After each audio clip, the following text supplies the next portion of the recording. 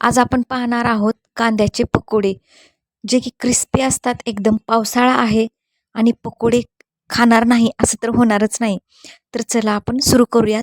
तर सुरुवातीला आपल्याला कांदा कट करून घ्यायचा आहे बघा, पतला पतला. जसं की मी दाखवत आहे अशा पद्धतीनं आपल्याला एकदम पतला पतला कांदा कट करून घ्यायचा आहे. उभा कट करून घ्यायचा आहे जसं की मी तुम्हाला दाखवत आहे. आणि परत आपल्याला ते पूर्ण वेगळा करून घ्यायचा आहे. त्यानंतर त्यामध्ये ओवा टाकलेला आहे क्रश करून. बघू शकता तुम्ही असा पतला पतला कांदा उभा कट करून घेतलेला आहे. त्याला थोडं वेगळं करायचं आहे हातांनी. त्यानंतर त्याच्यामध्ये ओवा टाकून घेतलेला आहे आणि त्यानंतर आता आपल्याला त्याच्यामध्ये ना जेवढं पण पीठ बसेल तेवढं पीठ आपल्याला त्याच्यामध्ये टाकून द्यायचं आहे. एकही थेंब आपल्याला त्यामध्ये पाणी टाकायचं नाहीये. एकही थेंब पाणी टाकायचं नाहीये. जेवढंही पीठ बसेल त्यामध्ये तेवढं आपल्याला भज्याचं पीठ टाकून व्यवस्थित मळून घ्यायचे. जसं की आपण चपातीसाठी पीठ मळून घेतो, तर त्या पद्धतीनं पीठ मळून घ्यायचे. तर बघू शकता खलबत्त्यामध्ये मी थोडंसं मिरची, लसण आणि कोथिंबीर बारीक करून घेतले आणि ते पण इथं टाकून दिलेलं आहे. त्यानंतर हळद टाकून देणार आहे थोडी. तर आपण यामध्ये सगळंच टाकून दिलेलं आहे. तिखट टाकलेलं आहे. त्यानंतर थोडं मीठ टाकून घ्यायचे. त्यानंतर बेसन पीठ, जसंही बेसन पीठ आपल्याला लागेल तसं आपल्याला इथं बेसन पीठ टाकत राहायचे आणि मळत राहायचे. एकही थेंब पाणी न टाकता. मीठ थोडं टाकून घ्या चवीपुरतं. तर आपण यामध्ये सगळंच टाकलेलं आहे. आपण यामध्ये सोडा बिलकुल टाकणार नाहीये. जसं जसं आपल्याला बेसन पीठ लागत जाईल तसं तसं बेसन पीठ टाकायचं आहे. जसं की जे कांद्यामध्ये पाणी असतं तर तेच पाणी आपल्याला यूज करायचं आहे. दुसरं पाणी आपल्याला बिलकुल टाकायचं नाही आहे. जसं मी मळून घेत आहे, जसं चपातीचं पीठ आपण मळून घेतो, चपाती करण्यासाठी गव्हाचं पीठ जसं मळून घेतो, तर तसं आपल्याला अगदी तसंच सेम मळून घ्यायचं आहे. आणि यामध्ये जर तुम्हाला थोडं ओलसर वाटत असेल तर त्यामध्ये ॲड करायचं आपल्याला बेसन पीठ. तर यामध्ये मिरची टाकलेली आहे, हिरवी मिरचीचं कूट टाकलेलं आहे, लसण टाकलेलं आहे, कोथिंबीर टाकलेली आहे. त्याच्यामध्ये ओवा क्रश करून टाकलेला आहे. चवीपुरतं मीठ टाकलेलं आहे. बस एवढंच टाकायचे आणि व्यवस्थित मळून घ्यायचे. एकही थेंब पाणी न टाकता मळून घ्यायचे. जर तुम्ही पाणी टाकलात ना तर ते पकोडे होणार नाहीत, ते भज्जे होतील. तर पाणी न टाकता, पाण्याचा वापर न करता फक्त आणि फक्त कांद्यामध्ये जेवढंही पाणी आहे तेच यूज करून, जर तुम्हाला थोडं पातळ वाटत असेल, थोडं पानसर वाटत असेल तर त्यामध्ये भज्याचं पीठ यूज करा. थोडं थोडं भज्याचं पीठ टाकून आपल्याला हे पूर्णपणे व्यवस्थित मळून घ्यायचं आहे.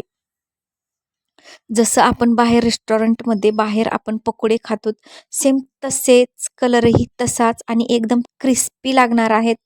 पीठ पूर्ण मळून झालेलं आहे.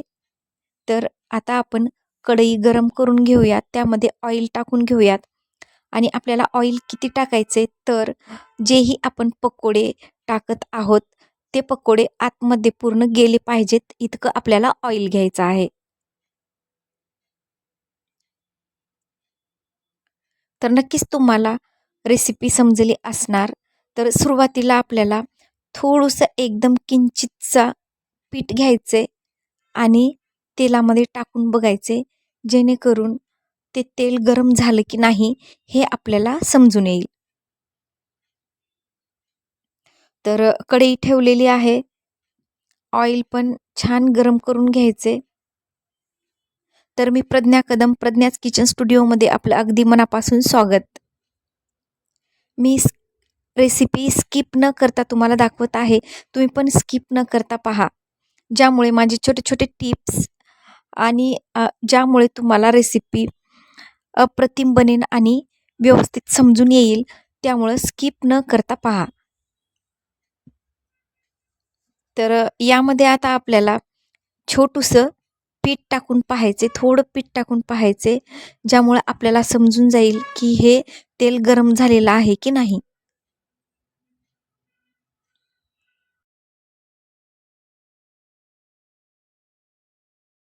तर ऑइल छान गरम झालेलं आहे. थोडंसं मी टाकून पाहिले. तर आपल्याला बघा, जसं मी हातावर घेतलंय अशा पद्धतीनं पीठ हातावर घेऊन थोडंसं त्याला चपटं करायचे. आपल्याला भज्यासारखा गोल आकार द्यायचा नाहीये. थोडंसं बोटांनी चपटं करायचे आणि त्यानंतर आपल्याला ऑइलमध्ये सोडून टाकायचं आहे. हे बघा, अशा पद्धतीनं आपल्याला व्यवस्थित शेप वगैरे, वेगवेगळा आकार वगैरे काहीही द्यायचं नाहीये. तर डायरेक्ट पीठ घ्यायचे, थोडं चपटं करायचं आणि टाकून द्यायचे.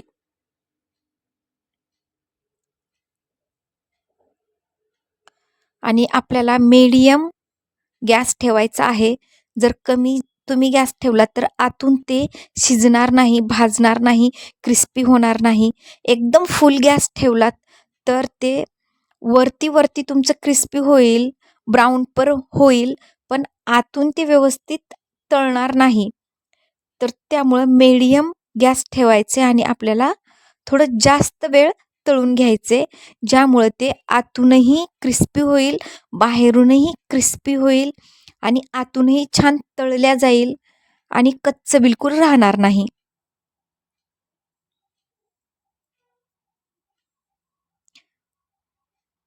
तर बघा, ब्लॅक ब्राऊन कलर पाहिजे असेल तर तुम्ही ब्लॅक ब्राऊन कलर करू शकता किंवा थोडाफार रेडिश ब्राऊन कलर पाहिजे असेल तर तुम्ही तसाही करू शकता.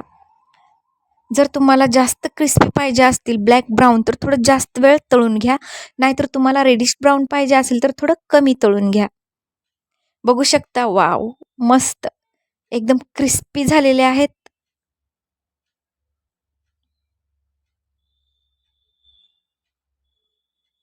एकदम मस्त तळलेले आहेत, दिसत पण आहेत तुम्हाला एकदम क्रिस्पी झालेले आहेत. बघा किती क्रिस्पी दिसत आहेत, ब्राऊन ब्राऊन दिसत आहेत आणि याचा आवाज पण तुम्हाला मी ऐकू घालते. जसे की बाहेर भेटतात, एकदम स्मेल पण एकदम तसाच येतोय. बघू शकता किती क्रिस्पी झालेले आहेत. तुम्हाला मी आवाज ऐकू घातलाय आणि बोटांनी क्रश पण करून दाखवले पूर्ण. स्मेल पण अगदी मस्त येतोय. वाव.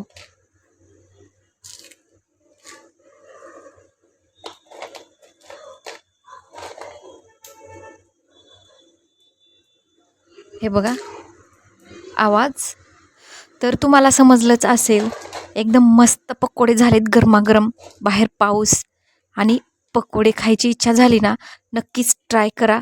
ट्राय केल्याच्या नंतर कमेंट करायला विसरू नका. भेटूयात पुढच्या व्हिडिओत. तोपर्यंत थँक्यू.